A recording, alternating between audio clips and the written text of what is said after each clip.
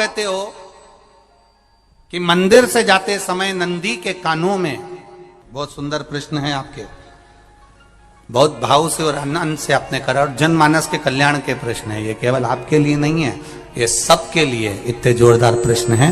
जो गलती भी करते होंगे तो उसको सुधार सकते।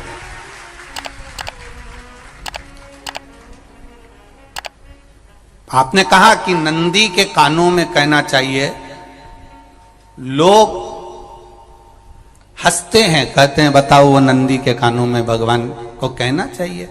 वैसे तो हम आपको एक बात बता दें कि दुनिया के लोग किसी दूसरे धर्म की कभी हंसी नहीं उड़ाते। दुनिया के लोगों को दूसरे का धर्म अच्छा लगता है। दुनिया के लोग सबसे ज्यादा हंसी उड़ाते हैं तो हमारे सनातन धर्म की ही उड़ाते हैं, और जी खुद उड़ाते हैं, दूसरा उड़ाने वाला नहीं होता।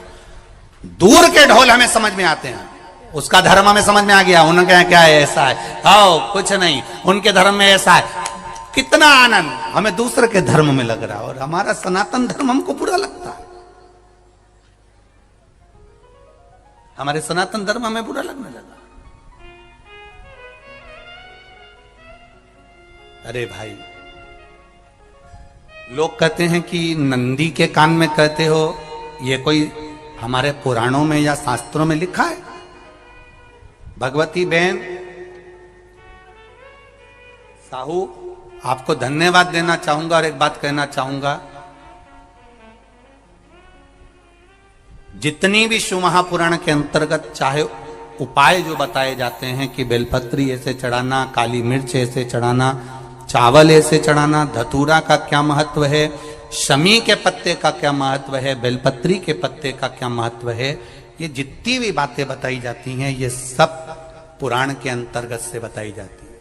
अब दुनिया के लोग इसको चाहे टोटका कह दें, चाहे दुनिया के लोग इसे टोना कह दें, पर पुराण से हटकर कुछ नहीं। और आप लोगों को अगर बोला है कि नंदी के कान में कहकर भगवान शंकर के मन में बात पहुंचे, तो ये क्यों कहा, तो ये भी हमारी शिव महापुराण में लिखा है, जलंधर के चरित्र में। कोई आपसे कहे कि नंदी के कान में बोलने से क्या होता है, ये जलंधर का चरित्र कह रहा है। मां पार्वती जी का हस्त कमल पकड़कर जलंधर लेकर जाने लगा।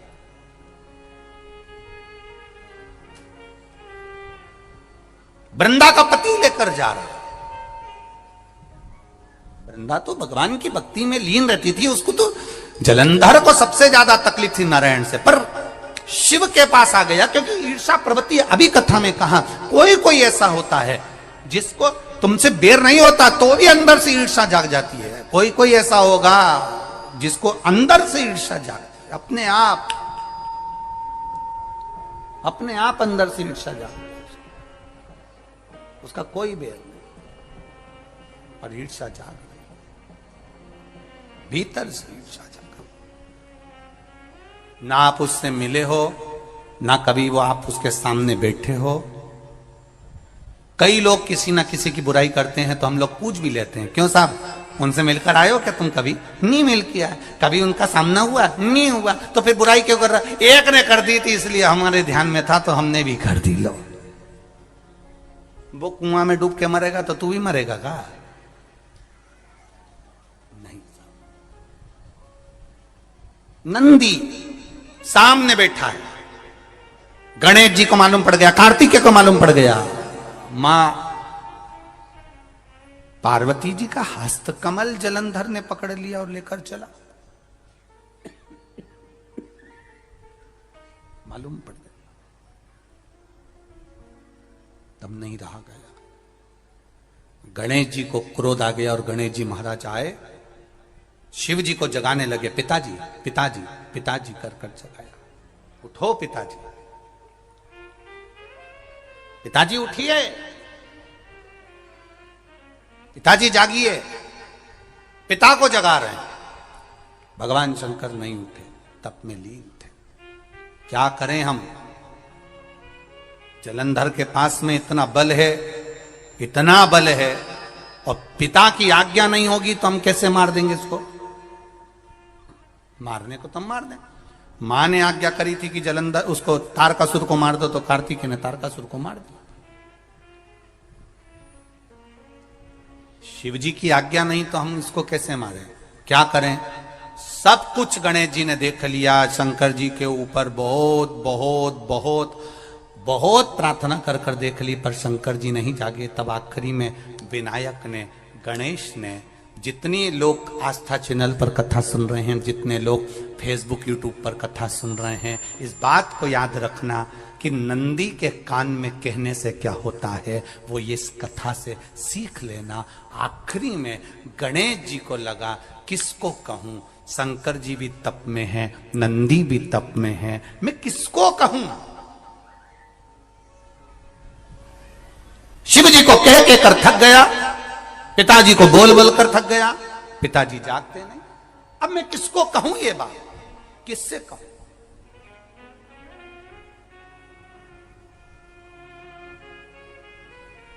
विनायक गए सीधे अब नंदी के पास में। नंदी भी तप में लीन थे, शंकर जी की ओर मुख था,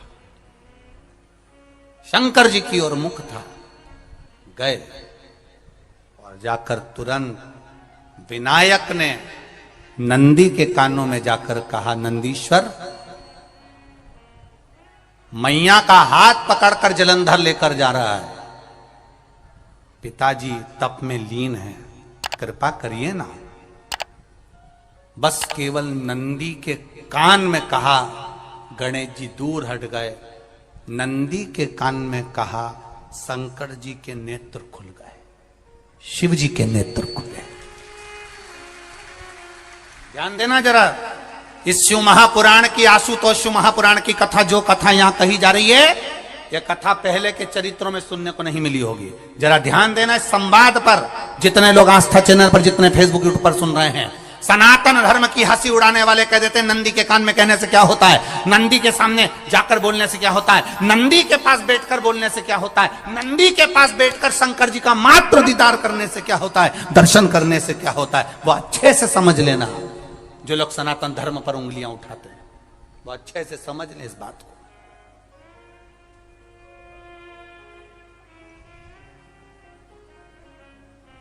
क्या होता है, नंदी तप में लीन, शिवजी तप में लीन, शिव नहीं उठ रहे। विनायक ने नंदी के कानों में जाकर कह दिया, नंदी के कान में जाकर कहा, नंदी के नेत्र नहीं खुले। नेत्र किसके खुले? जम के बोलो, महादेव के खुले, शिव जी के खुले। ये मन का तार। नंदी शंकर की आराधना कर रहे थे, शिव अपनी भक्ति में डूबे थे। यहां कहा, यहां पहुंचा, जो दिल में था उस तक बात पहुंच गई। नंदी के दिल में शिव थे, तुम कहे, नंदी ने शंकर तक बात पहुंचा दी। वो सूत्र जो बंधा था दिल से दिल तक का, वो पहुंच गया। वो सूत्र जो दिल से दिल तक बंधा हुआ था, मन से बंधा हुआ था, खबर वहां तक पहुंच गई, खबर पहुंच गई।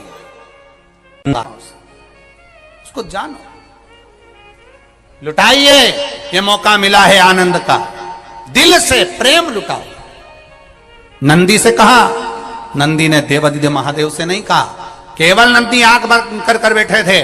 कहते सही भगवान गणेश के शब्द शिव जी तक पहुंच गए, शिव जी के नेत्र खुल गए और उन्होंने जलंधर के पास पहुंचकर पार्वती जी का हस्त कमल छुड़वाया। जरा विचार करिएगा, आप नंदी से कहते हो मेरे महादेव तक बात पहुंच जाती है, आपको केवल नंदी से प्रेम से कहना है, नंदीश्वर मेरे बाबा, ए मेरे बाबा, आप रोज शिव जी को लेकर भ्रमण पर निकलते हो, मुझे बहुत दुख है, आप मेरे दुख को मिटाने के लिए मेरे दरवाजे पर क्यों नहीं आते?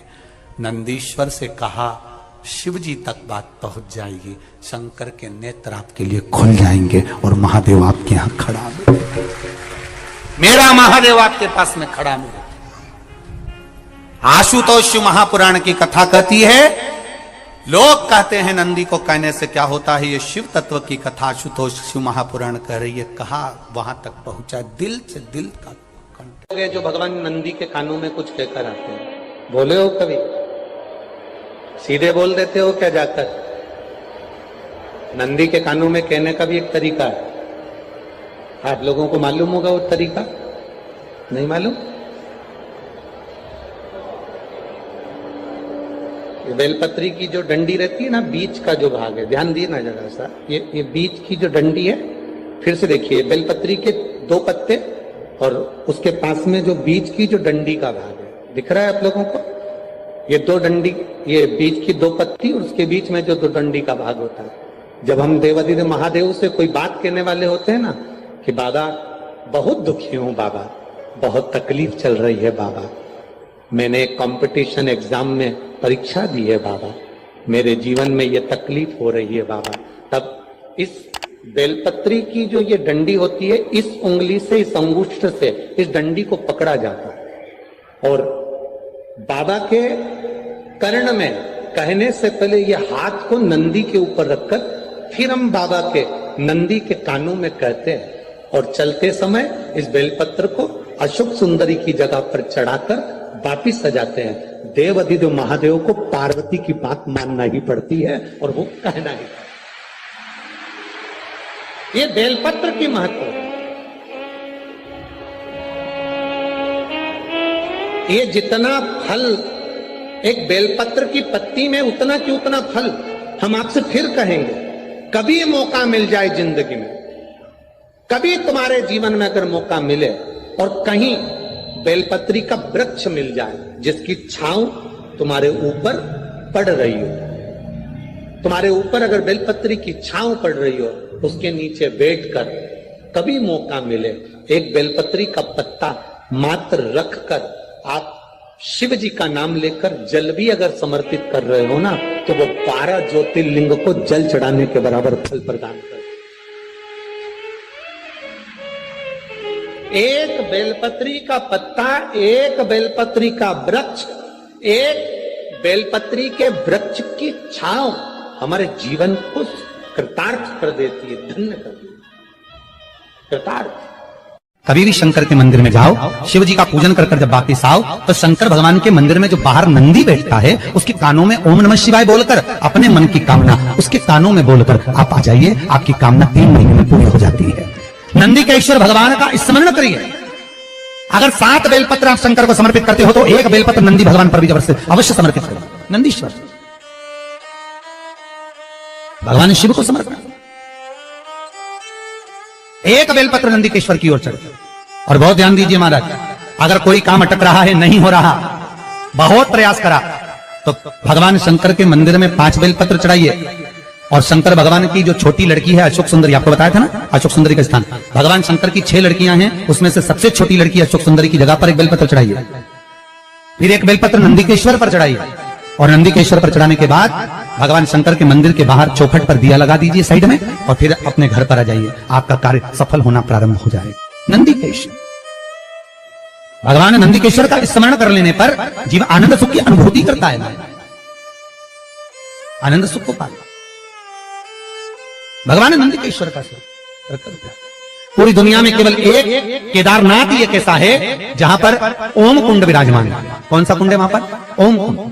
जो बच्चा हकलाता है, तोतला बोलता है या गूंगा होता है, जिसकी वाणी नहीं होती, वो अगर ओम कुंड पर जाकर ओम बोलने का प्रयास करता है तो जितनी देर तक उसके मुंह से घुन की आवाज निकलती है, उतनी देर तक ओम कुंड में से पानी का बुलबुला निकलता रहता है। और 7 या 8 बार बोलने से व्यक्ति हकलाना छोड़ देता है, तोतला बोलना छोड़ देता है और उसकी वाणी आ जाती है। वो ओम कुंड केदारनाथ जी में बसता है। कहां बसता है?